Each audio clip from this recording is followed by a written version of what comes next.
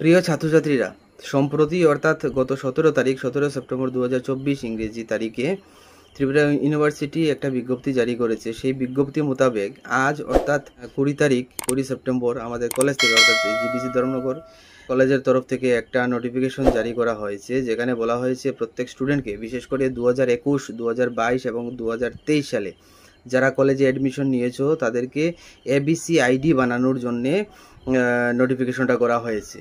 এবার যখন যে মুহূর্তে নোটিফিকেশনটা ইস্যু করা হয়েছে, তারপর থেকে বেশ কিছু স্টুডেন্ট, তোমাদের মধ্যে থেকে বেশ কিছু স্টুডেন্ট আমাকে জিজ্ঞেস করছিল, আমাকে ফোন করেছিল যে এটা কি বা এটা সম্পর্কে একটু আলোচনা করার জন্য, বুঝিয়ে দেওয়ার জন্য। তো সবাইকে একসাথে একই প্ল্যাটফর্মে বুঝিয়ে দেওয়ার জন্য আমি এই ভিডিওটা করেছি বা তৈরি করছি।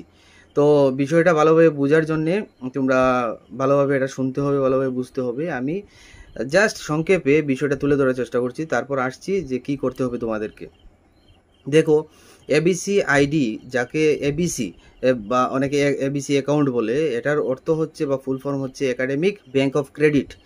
যেখানে বলা হয়েছে একটা স্টুডেন্টকে এই এবিসি আইডি করতে হবে একাডেমিক ব্যাংক অফ ক্রেডিটের মাধ্যমে, এবং সেখানে যে প্রসেস, যেভাবে সে অ্যাকাউন্টটা করবে বা সে আইডিটা তৈরি করবে, সেটা সম্পর্কে আলোচনা করার আগে আমি এটা সম্পর্কে একটু বোঝানোর চেষ্টা করছি যে এটা কি আসলে কি বা এটার উদ্দেশ্যটা কি। এবিসি আইডি হচ্ছে, আমি যেটা বললাম, একাডেমিক ব্যাংক অফ ক্রেডিট, এবং যেখানে স্টুডেন্টকে ইন্ডিভিজুয়ালি একটা আইডি বানাতে হবে। প্রত্যেক স্টুডেন্টের একটা আলাদা আলাদা আইডি থাকে, এবং যেখানে মূলত তার একাডেমিক যে স্কোর, যেটা সেই একাডেমিক স্কোরটাকে সে স্টোর করতে পারে বা সেটাকে ম্যানেজ করতে পারে। এই একাডেমিক ব্যাংক অফ ক্রেডিটের মূলত 12 ডিজিটের বা 12 ডিজিটের একটা কোড থাকে, যে কোডের মাধ্যমে সেই স্টুডেন্ট সে তার যে ক্রেডিটটাকে স্টোর করতে পারে এবং ম্যানেজ করতে পারে। তো সর্বতভাবে যদি সংক্ষেপে আমি বলি, এই ভারতবর্ষের যে কোনো ইনস্টিটিউশনের যে কোনো স্টুডেন্ট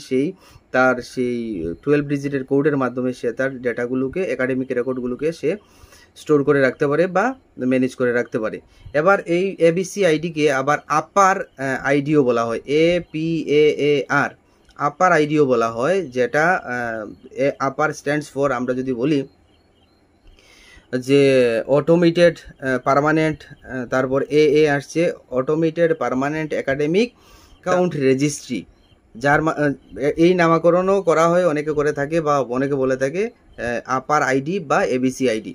এবার এটার শুরু হয়েছিল মূলত আমাদের যে নিউ এডুকেশন পলিসি, সেই পলিসি 2020, নিউ এডুকেশন পলিসি 2020-র সময়কাল থেকে, এবং যেটা ইউনিয়ন গভর্নমেন্ট যেটা লঞ্চ করেছিল। এবং সবচেয়ে ইম্পর্টেন্ট যে বিষয়টা হচ্ছে যে এবিসির যে আইডিটা, সেটা it's a part of one nation one student ID. আমি আবার বলছি যে it's a part of one nation one student ID. এটার একটা অংশ হিসাবে এই এবিসি আইডির যেটা লঞ্চ করা হয়েছিল।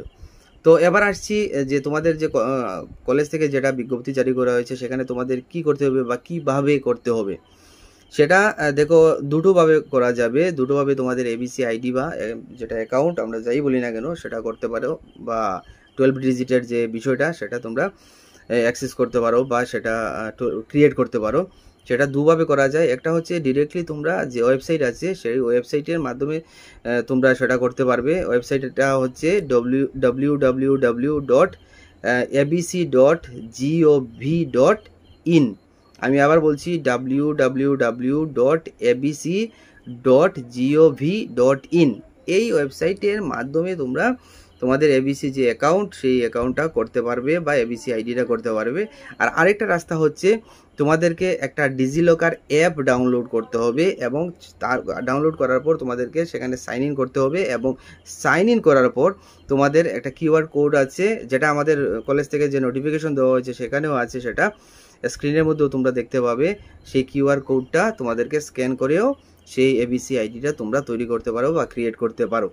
সুতরাং মূল কথা হচ্ছে, তোমার একাডেমিক যে রেকর্ড, সেই রেকর্ডটাকে তুমি স্টোর করতে পারবে, সেটাকে ম্যানেজ করতে পারবে। এটা আমি যদি বলি যে এটা তোমার একটা অ্যাসেট, তোমার একটা তোমার একটা সম্পদ, যেটাকে তুমি স্টোর করার একটা সুযোগ পাচ্ছ, এবং সেটা করা হয়েছে এবিসি আইডির মাধ্যমে, যেটা আমি বলেছি যে এনইপি 2020 বা ন্যাশনাল এডুকেশন পলিসিরও একটা অংশ। আশা করি তোমরা বুঝতে পেরেছো। যদি তারপরেও কোনো কোয়েশন, কোনো কোয়েরি থাকে, তোমরা আমাকে এখানে কমেন্ট করে জানিও। আমি চেষ্টা করব তোমাদের প্রবলেমগুলো সলভ করার জন্য। সবাইকে ধন্যবাদ।